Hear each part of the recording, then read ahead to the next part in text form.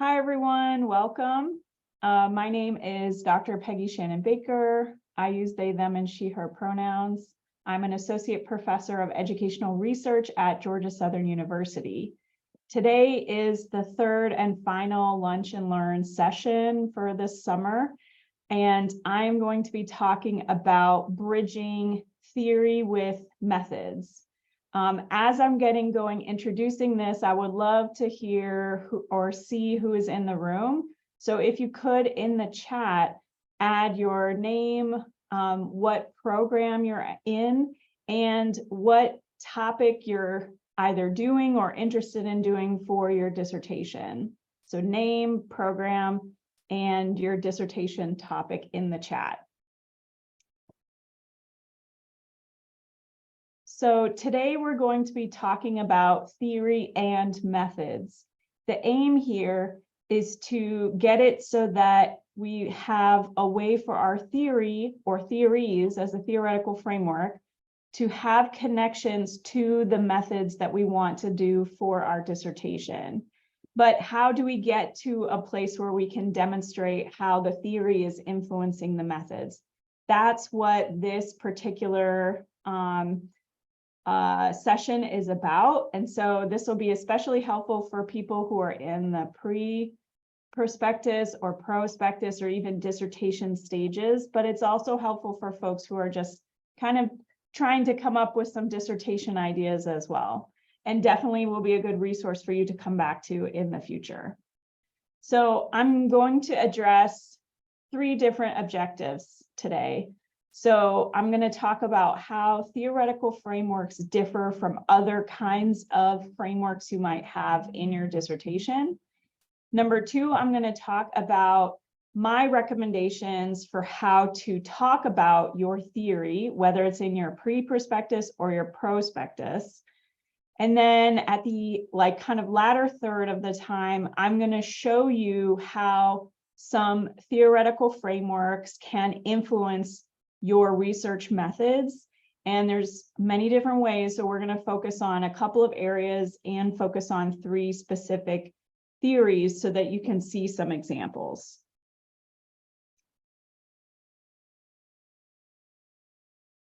So let's start with the first one. We want to distinguish the theoretical framework from other kinds of frameworks. And I'll just take a pause and say thank you to the folks who have so far introduced themselves in the chat.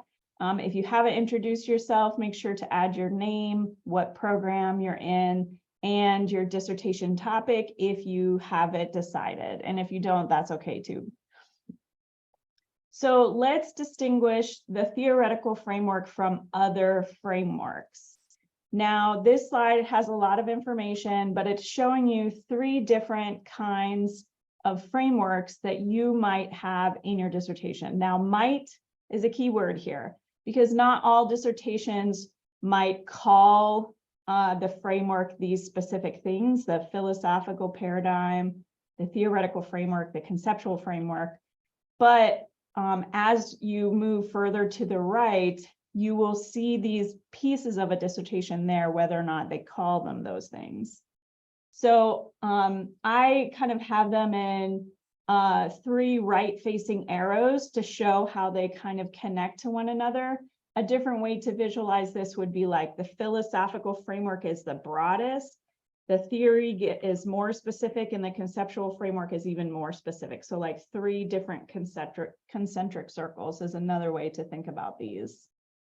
The philosophical framework is one that you really might not see a section called research philosophy or philosophical paradigm. You might not see it specifically a section in a dissertation, but you might see people using words like pragmatism, constructivism in their dissertation, postmodernism, poststructuralism. These are all examples of a research philosophy or a paradigm.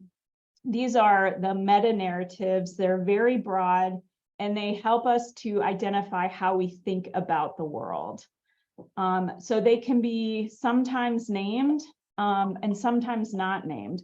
The ones that aren't named are usually the philosophies that believe we don't need to take these kinds of frameworks into consideration in the first place. The next most specific one is the theoretical framework, and that is the one that we're going to focus on today. The theoretical framework usually is specifically named. In my experience across our 2 doctoral programs, most every dissertation has a section called the theoretical framework or theories or something similar.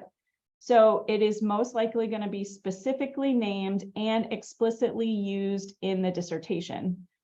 This framework is how you're thinking about the methods as well as the topic of your study. So you can think of like philosophy as thinking about life and how we think about how we build knowledge, whereas theory is now at the methods and the topic level. Conceptual framework is really primarily at the topic level. So a conceptual framework is how you define the key terms or the key constructs in your study. So for instance, my own dissertation was about culture shock and acculturation. So I defined those terms as well as other things. You might be studying leadership styles. I see someone is interested in the classroom ecosystem. So defining what that means could be your conceptual framework in your dissertation. Art and Black art, what is that? What does that mean? Defining that would be part of your conceptual framework. So it might not be called the conceptual framework in the dissertation, but you will be defining key terms. And so you're doing what this kind of framework entails. So I would love to know now, and I see a couple of them already named in your introduction, so that's good. If you would please, in the chat, share what theory or theories you're interested in. It could be things that you're interested in or things you want to use potentially for your dissertation. And this will help me get a sense of what kinds of projects people are doing. So I can see some examples coming in so far. I see ethic of care, transformative learning theory. From an introduction, I see Black feminist thought. Good, keep them coming. If you have some ideas, or if you're like, maybe I'm kind of thinking about this one, you can drop it in the chat. Ethics of care, also discrit, trauma-informed care, trauma theory, great. The 2 ethics of care people might get together after this, just saying. Okay, I'm gonna keep going. So what I want to do now, this is objective 2 for the workshop. I want to talk about how you should introduce your theory in your theoretical framework section. This is going to be for the pre-prospectus and the prospectus. This outline can also help you think through if you are still in the coursework stage. These guidelines that I'm giving you, if you have a candidacy exam question that's about theory, this outline could be helpful for your candidacy exam as well. So really, this is meant to be helpful at all different stages. Now, what you should see on the screen are some general guidelines that I give to my folks. So the folks who either have me as their chair or the people who I serve as a methodologist on their dissertation committee for. These are loose guidelines. These are not necessarily like, okay, sentence 1 needs to be this, sentence 2 needs to be this, but you can see in the next slide how these will branch out and become larger elements as part of either your pre-prospectus, that's the dissertation proposal, or the prospectus, which is the first 3 chapters of your dissertation. Your chair in your program might have different expectations for the theoretical framework. So for instance, the curriculum studies program is very theoretical. So there's definitely going to be a need for a strong theory section. And that's going to vary between dissertation chairs. The theory expectations in the ed leadership program are a little bit different and definitely also chair dependent. So you'll want to make sure that you're working with your chair and talking to them about what are their expectations for how you engage in theory in your dissertation. Another way that you can figure out, do these guidelines match up with what I will need to do in my dissertation, is to go back and look at examples of your dissertation topic and or dissertations that use your theory, and or if you can get the best case scenario is your topic and your theory with your same chair. So looking at dissertations from our university or from your program in particular, to see how previous students who've worked with your chair have framed that particular theory. So you can look at it in terms of writing. So the slide here is like an outline for how to talk about theory, but they will also be giving you references and citations for you to look at for your own theory as well. So it would tell you like, oh, I need to read this. I haven't read this citation yet. So you can look at those examples kind of on two different levels, the writing level and seeing it as a resource of references if you haven't read the pieces they've cited. So I've given the kind of caveats to this outline, but let's see what this looks like across the different stages. So Dr. Espy's outline here is in a theoretical framework section, you use citations throughout. You should see that repeated here. You want to name the theory, you want to define it, you want to describe its historical development over time, who is involved with it or why was it developed, because some theories have a very specific history.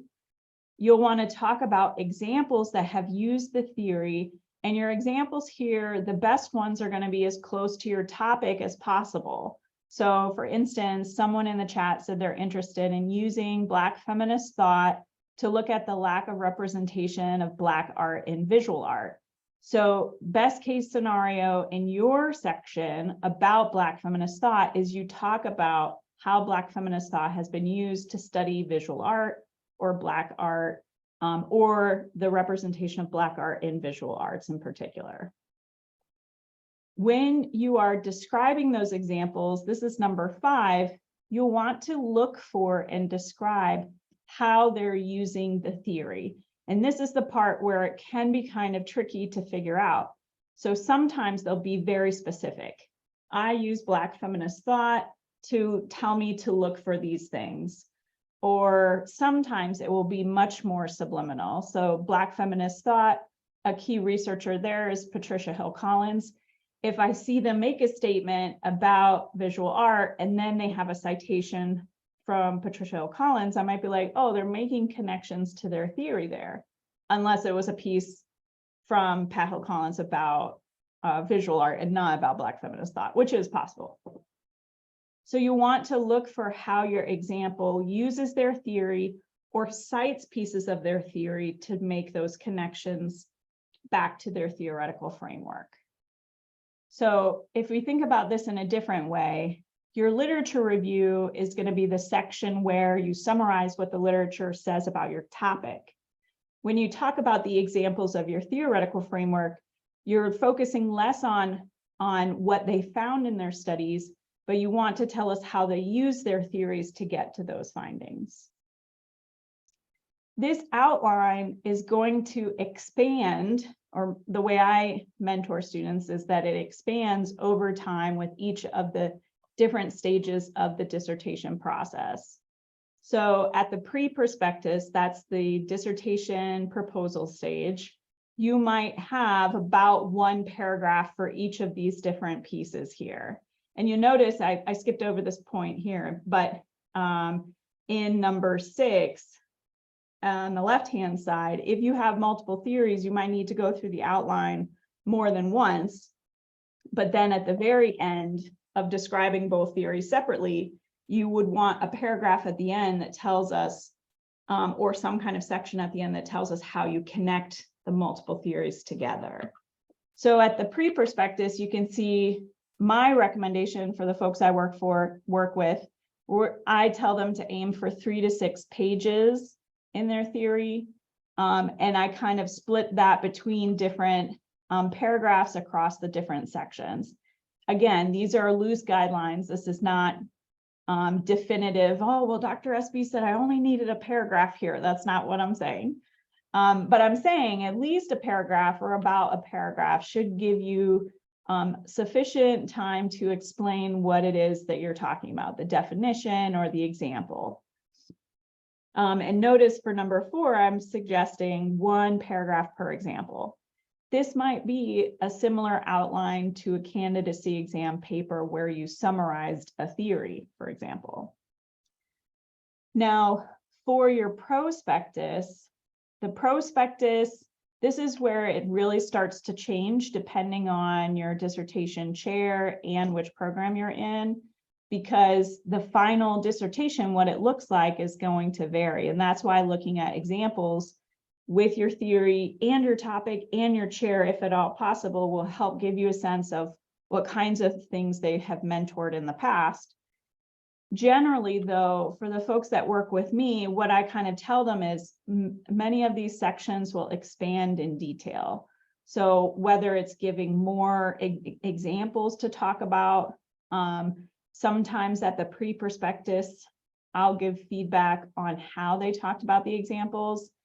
Oftentimes people talk about what was studied as opposed to how the theory was used. And so sometimes I help people figure out where that was happening in the example.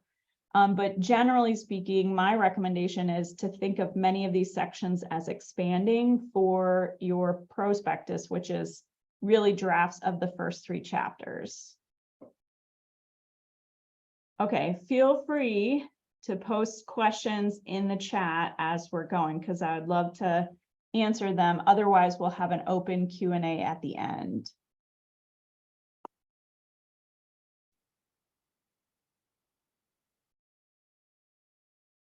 One thing I want to mention before we move on to objective number 3 for the workshop is this idea called the politics of citation.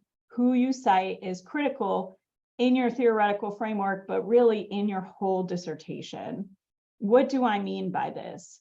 Well, in theoretical frameworks, there are some frameworks that really have a wide range of theorists or authors or researchers studying or using these theories. And who you cite tells your readers which of those theorists you are aligning yourself with.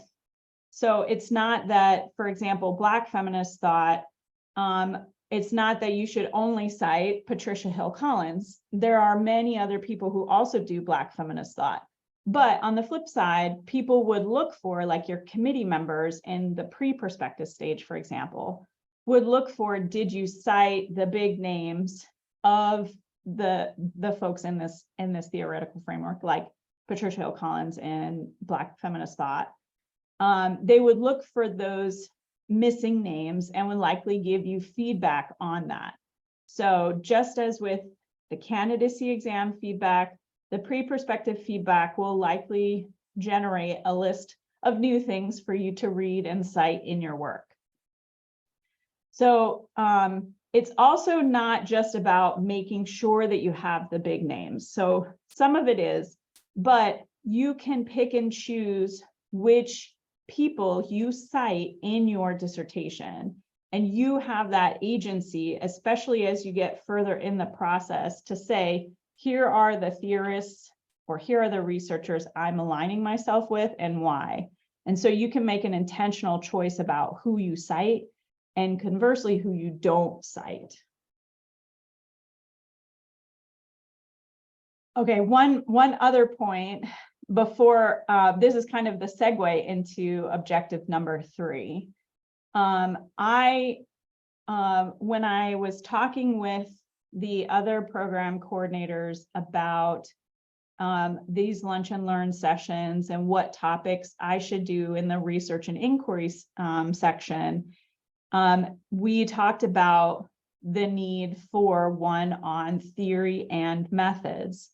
And part of that comes from, I read example dissertations all the time. Whether it's I'm working with a student who's working in a new topic or an updated topic or a new theory or something like that, I'm reading example dissertations or I'm reading articles.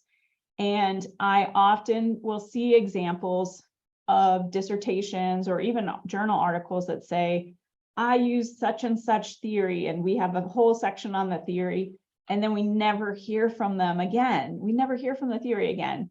And that is really a missed opportunity and shows us that how they're thinking about or using the theory is not as deep as it could have been. So my goal, really the kind of like hidden goal of this session, is to help you see that you can apply your theory to the methods. There should have been a session earlier this week or last week about theoretical frameworks in general and helping you pick the theories. Did you go to that one? You show me an emoji if you went to that other session.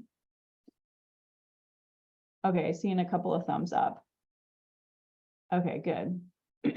Okay, so this session is probably building on what you talked about or learned from that session. Thanks. So if you have a section in your work that says, here's my theoretical framework, and then you never talk about it again, that is the bad example of a theoretical framework that we want to avoid. We want to have dissertations where you come back to the theory. And the most rigorous version is to show not just how the theories relate to the findings, but how the theories relate to how you did your study. That's the methods part. So how can your theory impact your dissertation methods? So you've already had an understanding of theoretical frameworks, what they can do from that other session, either earlier this week or last week. So we're going to be building on that. Now we're going to start talking about what this impact looks like in the how you do your studies, the research methods. To do that, I'm going to focus on examples from 3 different theories that I'm most familiar with or use myself. Black feminist thought or Black feminist theory, critical race theory, and queer theories. Black feminist thought is a theoretical framework or a theory that centers the perspectives of Black women. It's by Black women, it's for Black women to do research about Black women. Patricia Hill Collins, who I've mentioned a few times, she is one of the key scholars. You can see some others that I have in the citations here, and I do have references at the end of the handout as well, so that you can see these. If you're seeing a reference or a citation that you don't know, then you can go and check those out in the future. But she identified, for example, 4 different tenets of Black feminist thought: self-definition, looking at the lived experiences of Black women, the use of dialogue, and personal accountability among Black women as a community. This theoretical framework also talks about how Black women are not a monolith, but there are specific images or stereotypes around Black women. And so people who use this theory investigate Black women's experiences with each other or in systems where those kind of images perpetrate. The second theory that I'll have some examples around is critical race theory. This theory centers race and discussions of racism. So this particular theory, you can see some citations that go back to the 80s. I have some of the kind of like key citations here, as well as one, the Ladson, Billings, and Tate is an earlier one for applying critical race theory specific to education. This is definitely an example of a theoretical framework where there are a lot of different scholars and there are different sets of tenets or like key topics or properties to look at, that it will make it very specific which kind of area of critical race theory you're focusing on through your citations and then the list of your tenets. So some of the tenets I have there in that second bullet point, like looking at how race is constructed or looking at intersectionality. Some others include like interest convergence. And there are also what's called offshoots of critical race theory, where it's combined with other kinds of theories or specific race experiences for people to investigate those specific examples of racism or the experiences of racism for people in those groups. Queer theories, I have this in plural because it's also like critical race theory in that there's many different kinds of theories within this. It's more like an umbrella, but it's a group of theories that interrogate gender, sex, and sexuality binaries. So like gay versus straight, man versus woman. These kinds of theories often have like a tension around creating very specific definitions because that boxes people in. It also likes to highlight and disrupt normativity. And normativity is about like what kinds of values, identities, practices people have that's like implicitly communicated in how we interact. Like if someone came and talked to you about your spouse and they gendered the spouse and they made an assumption that you were heterosexual, that's an example of a kind of normativity that queer theories would look at. And so you can see the list of different citations there. If you want to look at them, they're going to be in the reference list at the end.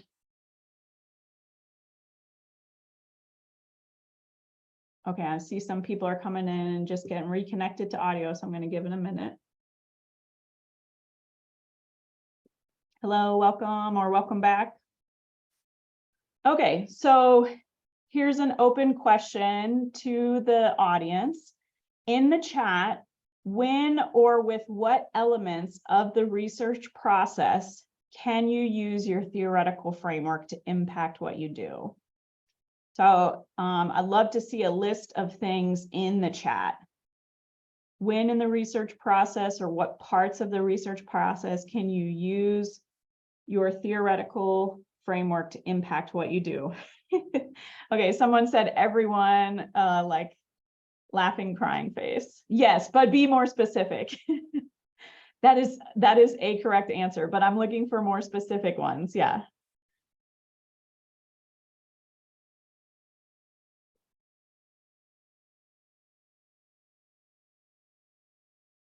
Okay, I see a research question. Yes. Does anybody watch Jeopardy? I could do the Jeopardy theme. Okay, here's a good one. You want to thread it throughout your paper. For example, you can tie it in with your methods. Absolutely. Can you give us a section in the methods where you might talk about your theoretical framework? That's what I'm looking for here. Yes, I love to see the reactions to people in the chat. Okay, analysis of data. Yes, that's one. Definitely. There's lots of parts. When you have to write a methods section or you read a methods section, we know there's a lot of sections in there. So which ones can we connect to our theoretical framework? Okay, the population. Yeah, absolutely. Who you're studying or who you're doing research with. I see types of data. Absolutely. Anyone else? Anyone who hasn't typed one out yet?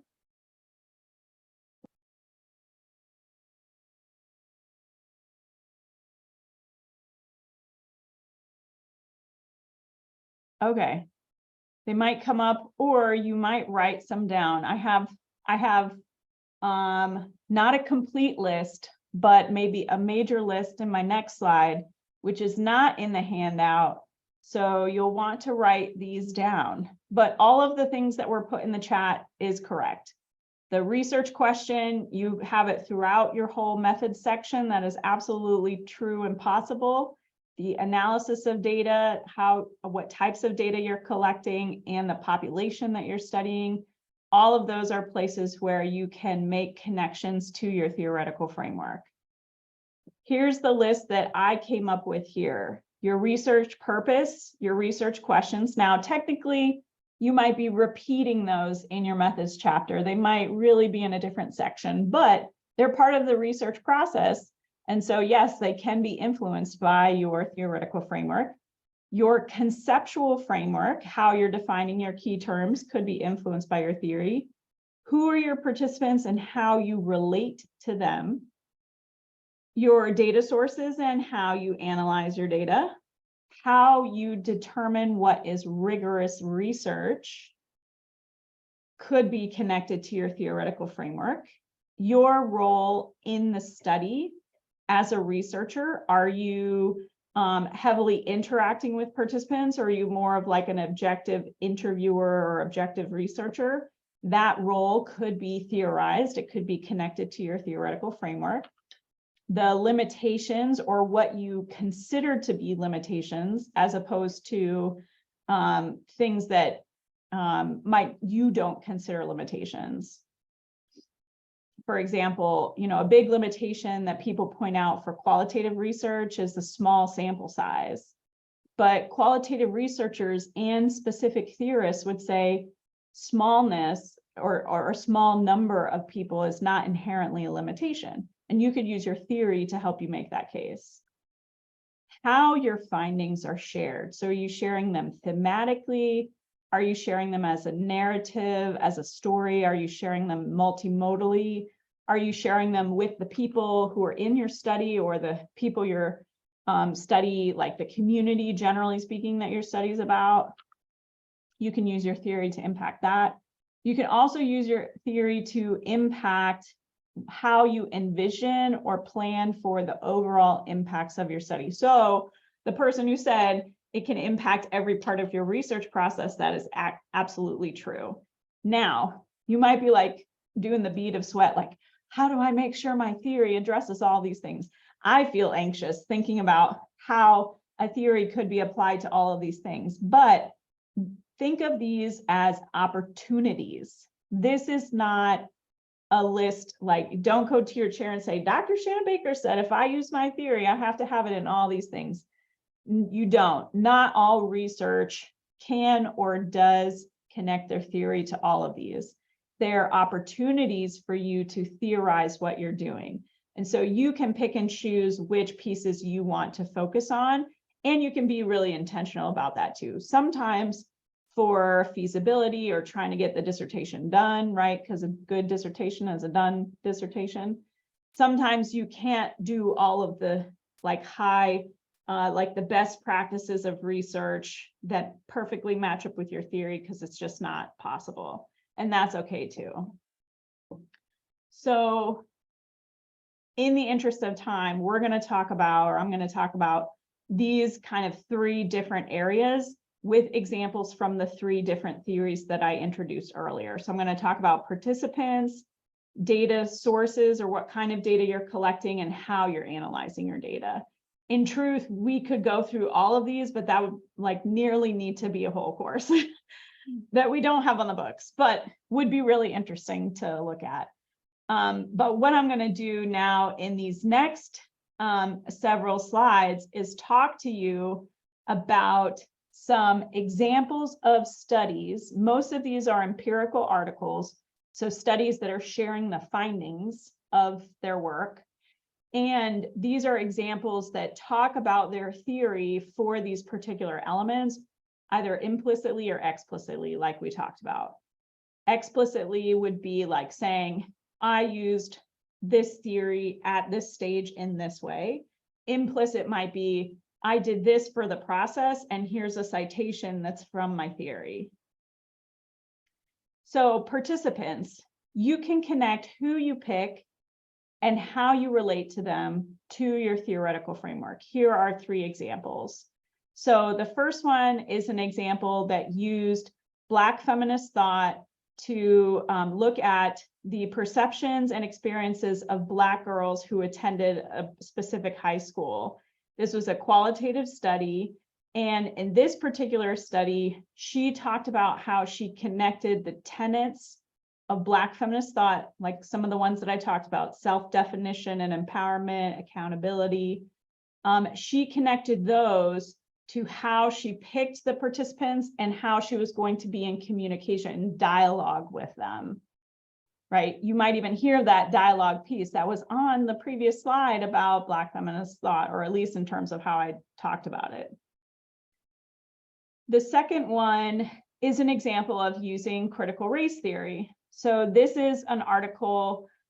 This is one of the examples that kind of is both like using the theory and is also telling the story of the research.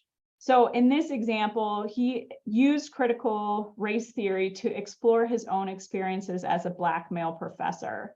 And he talked about how he used critical race theory because it emphasizes storytelling, and particularly storytelling from Black people and other people of color.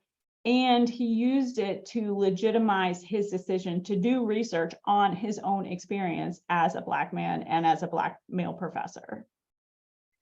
This third one is an example that uses queer theory.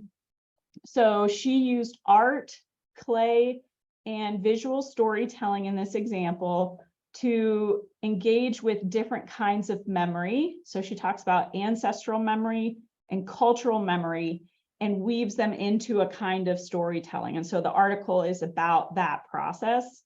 And she talks about how her queer lens blended with these other identities, Chicana, Latina, and in talking with and working with Indigenous people. So hers is an example of kind of using a theoretical framework along with other lenses. The next kind of area of research I'm going to talk about is collecting data or collecting stories. So what you collect: interviews, pictures, journal entries from the way back times, or asking them to write journals now, surveys, how you ask questions on surveys, how you ask them. So I was starting to get to that, how you frame your prompts, how you frame your demographics on a survey. Who is collecting the data? Are you collecting the data? Are participants collecting data from each other? Those decisions you can make in connection with your theoretical framework. So here are some examples. So this first example, again, we're following the same order. So this first example used Black feminist thought. This was a mixed method study that used a quantitative scale measuring imposter syndrome and a qualitative focus groups to look at the experiences of Black women doctoral students. So they wanted to see what their experiences of imposter syndrome was like as both Black and women, and Black women in particular. And so this is an example where having the discussions as focus groups as opposed to individual interviews subtly, not explicitly, subtly connects to her Black feminist thought theoretical framework, because having those group discussions is in line with the tenets around community and dialogue in Black feminist thought. This second example, there's actually two critical race theory examples here. So the first one here was an example from urban education. And in this one, she used portraiture. So portraiture is a kind of methodological approach where you're both collecting data and choosing to represent the data in a way that presents like a whole complex and nuanced story. So you're not just kind of like just doing interviews or just doing observation. You would be collecting a lot of different types of data. And it also has some requirements about how you represent it to show that complexity of the experience. So she used portraiture and critical race theory to emphasize the importance of telling historically contextualized stories about this particular urban educational area. So in this example, she's connecting her overall method approach, portraiture, to critical race theory. Critical race theory emphasizes storytelling and counter storytelling, hearing stories from people of color, especially Black people, and that we don't often get to hear, and combined it with portraiture, which as a method is not really raced in any particular way. It just talks about what kind of details you should have. she brings the two together in her particular story. In this third example, this is a quantitative example, and it's not an example of they collected data.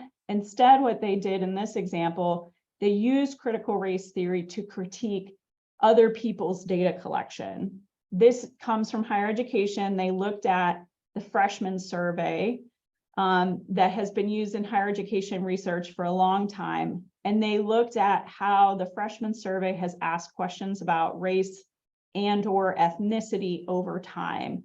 And they talk about the social construction of race in the article, which is a tenet of critical race theory.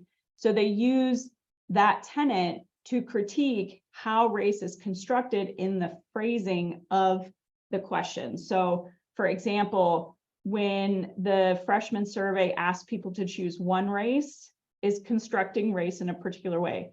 When it only offers predetermined categories with nothing to input, it's constructing race in a particular way. So they used it to critique how the survey was set up, even just in the demographic section. Another quantitative example, this one comes from the last one here on the slide.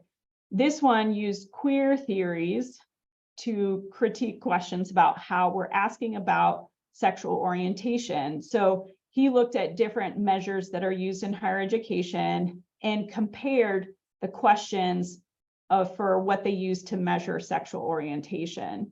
And his is an interesting example because he doesn't specifically have a section that says, my theoretical framework is this, but he cites queer theory and mentions queer theory maybe like once in the article, but he uses it implicitly, kind of like subtly in his critique of these instruments. So you can see that some of these examples are explicit and some are implicit. Okay. Maybe your brains are like, wow, this is a lot of information. I can't tell because there's no reaction emojis. If you can put some reaction emojis in the chat or use the Zoom reactions, this will be helpful. Even like a confused face would be helpful. Okay, I see a thumbs up. I know there's a lot of information. People laughing. Okay, I like it. And more thumbs up. Okay. All right. So this is the last section here. We're talking about how you can connect your theory to, okay, I see a wow face, great. How you can connect your theory to how you analyze your data. So some different questions you could ask. I'm heavily a qualitative researcher. So I ask questions like, do I want to preset my themes or my codes? I could use my theory to tell me what codes to look for, or maybe later I want to group what codes I come up with inductively, like just from the data itself. Maybe I later want to group those into my theories. But you'll see it's not just specific to qualitative research because I have some quantitative research examples here too. So the first one is, again, is an example of using Black feminist thought. So this is the same example that I've talked about in a previous slide and with the collecting data slides. And so in this particular example, she used Black feminist thought, not just to determine or kind of subliminally mentioned it could be part of choosing focus groups as opposed to interviews. She also used Black feminist thought to identify new codes after she did her own inductive coding. So she went in and she looked for codes on her own, nothing preset. But then she said, okay, let me see if I can see some more things to see what Black feminist thought can offer me to look at in the data. And so she went back over the data to analyze it again using Black feminist thought. The second example is an example that uses critical race theory. And in this particular example, they talk about the need to use critical race theory to study African-American students' experiences. So it's kind of a broader article, but they build on a larger study, but it's not an empirical article like some of the other examples. But what they do in this study is they really walk through specific tenets of critical race theory to show you how you could use that specific tenet to explore specific experiences of African-American students. And they pull quotes from their larger study. So they're not analyzing them, but they are connecting the quotes to these tenets and saying, hey, we saw this experience in our work with African-American students. It connects to this tenet from critical race theory, and someone could pick up this thread and do a whole study about it. So they're even talking about like the implications of their research too. This third example has the same idea as Garvey had in the previous one. So he was looking at how quantitative instruments in higher ed ask questions about sexual orientation. And this one, he's looking at how people group how you respond to a question about gender identity and expression, how researchers group those responses later, right? So when I was talking about the example about race and ethnicity, I mentioned how you could offer a question with an open-ended response. You could do the same for gender identity and expression, but quantitative researchers want to figure out quantity, right? And do something with that as variables. And so in order to understand quantity, you have to group people together. How you make a decision about how to group people when they input a gender instead of pre-selecting from an option, that is an analysis question. And this article talks about how you can consider that using queer theory. Okay, and I've been talking about this for a while, so I'm going to finish up real quick on this last one. This last one looks at a psychological scale called the Sexual Orientation Beliefs Scale. So it measures like attitudes and beliefs that we have about sexuality. And it describes how you can analyze different variables from two different approaches and how queer theory can help us consider which approach we really want to use. A person-centered approach and how they identify themselves versus a variable-centered approach, which is more like determining preset values and making people define themselves within those values. So you can see I connected these examples in thinking about how theory can influence the methods across many different kinds of studies and many different methods. We talked about qualitative, quantitative, and mixed methods examples. We talked about all three types of theories, the examples that I showed. We talked about K-12 education, higher education. We talked about many different kinds of specific topics as well, and even some of the other parts of the research process that I said I wasn't going to focus on. But hopefully now you have a sense of some of the ways that the theoretical framework can influence your methods. And I want to revisit the point that I stressed earlier, which is that these are opportunities for your theory to influence your methods. These are not requirements. You don't have to do the whole list that I showed you, but you could see it as a possibility to make the connections where it's feasible and appropriate and makes sense for you and your study. Okay, so